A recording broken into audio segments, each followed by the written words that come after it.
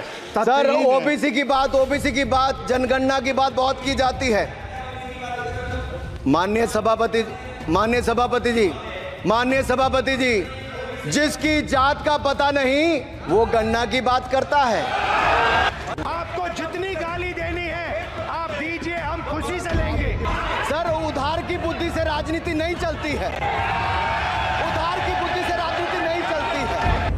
मगर मैं अनुराग ठाकुर जी से कोई माफी नहीं चाहता हूं, मुझे कोई माफी की जरूरत नहीं है।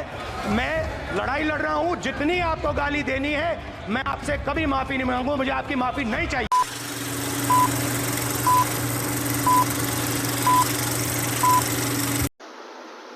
अनुराग ठाकुर ने सदन में अमर्यादित टिप्पणी राहुल गांधी पर की। हुआ यूं कि राहुल गांधी जो लगातार जाति जनगणना का मुद्दा उठा रहे हैं और ये मुद्दा भाजपा और भाजपा के मंत्री और नेताओं को पसंद नहीं है, क्योंकि यहाँ पे कहीं ना कहीं देश की 90% जनता को एक हिस्सेदारी देने की बात है। तभी अनुराग ठाकुर ने कहा कि जिसकी जाति का पता नहीं वो जाति जनगणना की बात कर रहा है। ये इन्होंने कमेंट तो किया राहुल गांधी पर, लेकिन ये राहुल गांधी के साथ साथ उस 90% जनता का भी अपमान है जिसकी लड़ाई राहुल गांधी सदन में लड़ रहे हैं। हालांकि राहुल गांधी ने इसके लिए कहा कि आप मुझे जितना भी अपमानित करें मैं तैयार हूं, लेकिन जाति जनगणना कभी होकर ही रहेगी। गांधी की जाति, राहुल गांधी उस प्रिविलेज समाज का हिस्सा हैं जहां 3-3 प्रधानमंत्री पैदा हुए हैं। उस पारिवारिक रुतबे में पैदा होने के बावजूद जहां पे अनुराग ठाकुर जैसे न जाने कितने चरण वंदना करते हुए, चम्मचगिरी करते हुए अपने नॉन बायोलॉजिकल नेताओं की वहां तक पहुंचना चाह रहे हैं, लेकिन वो जिंदगी में पहुंच नहीं सकते। अगर आप राहुल गांधी पे ये टिप्पणी कर रहे हो तो आप आसमान पे थूकने का काम कर रहे हो, क्योंकि देश का बच्चा बच्चा राहुल गांधी को जानता है, जिसकी सराहना होनी चाहिए। राहुल गांधी जिस तरह से 3000-4000 किलोमीटर पदयात्रा की, समाज के हर आखिरी आदमी से मिलने का काम किया, अब उनकी लड़ाई वो सदन में लड़ रहे हैं, तो ये सारी चीज दिखने में आ रही है कि राहुल गांधी ऐसा नहीं। जहां पे अनुराग ठाकुर ने एक और वाक्य कहा कि उधार की हुई राजनीति, तो माननीय मंत्री जी को हम बता देना चाहता हूं कि राहुल गांधी जो इस वक्त कर रहे हैं वो देश का कोई नेता आज तक नहीं किया। और रही बदतमीजी को प्रमोट करने की बात, तो हमारे चचा नॉन बायोलॉजिकल चौधरी साहब हमेशा ऐसी बदतमीजियों को अपने सोशल मीडिया पे प्रमोट करते आए हैं। आपने देखा कि इसके पहले एक महिला पत्रकार को गाली देने वाले नेताओं को भी चचा फॉलो करते हैं, तो ऐसी चीजों में वो छूटते कहाँ। उन्होंने अपने ट्विटर जो अब एक्स हैंडल है उस पे अनुराग ठाकुर की वीडियो शेयर की, सदन की बहस की, और यह लिखा। वो लिखते हैं कि यह भाषण मेरे युवा और ऊर्जावान सहयोगी अनुराग ठाकुर का है, जिसे सुना जाना चाहिए। इसमें उन्होंने तथ्य का इस्तेमाल किया है और व्यंग का इस्तेमाल किया है, जिसमें इंडी अलायंस की गंदी राजनीति को एक्सपोज भी किया है।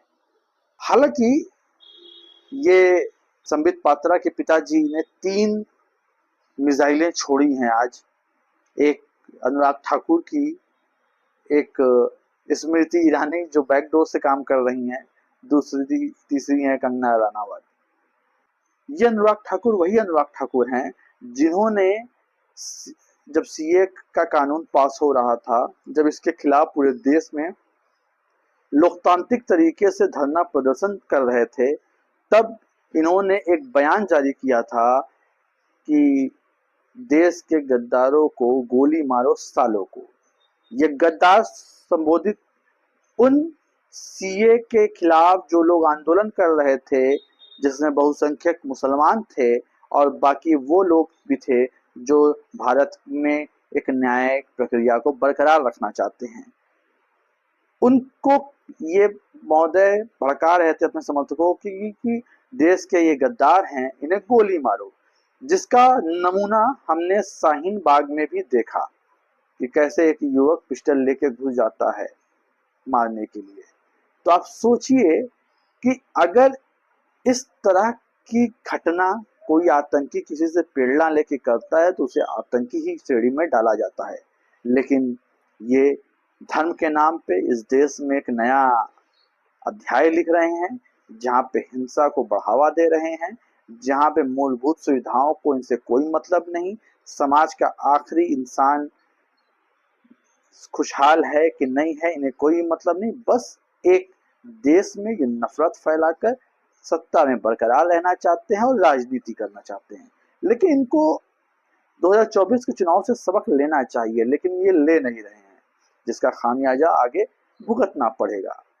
स्मृति ईरानी ने भी इस वीडियो को शेयर करते हुए राहुल गांधी पे कटाक्ष किया कि राहुल गांधी एक्सीडेंटल हिंदू हैं। अब ये बात बोल कौन रहा है? स्मृति ईरानी, जिनकी अभी अकड़ टूटी है, रस्सी जल गई लेकिन बल नहीं गया, जिसे ऐठन भी कहते हैं, कि भी नहीं गई। आप सोचिए कि जिस हिसाब से लोग राहुल गांधी पे सवाल उठाते हैं कि इंदिरा गांधी ने शादी की फिरोज गांधी एक पारसी परिवार के व्यक्ति थे। अब फिरोज राहुल गांधी की दादी ने पारसी से शादी की थी, और जो खुद जुबीन ईरानी से शादी करके बैठी है अपने सहेली के पति से, वो भी ये बात कह रही है कि एक्सीडेंटल हिंदू। उस हिसाब से तो एक्सीडेंटल हिंदू स्मृति ईरानी भी हो चुकी हैं।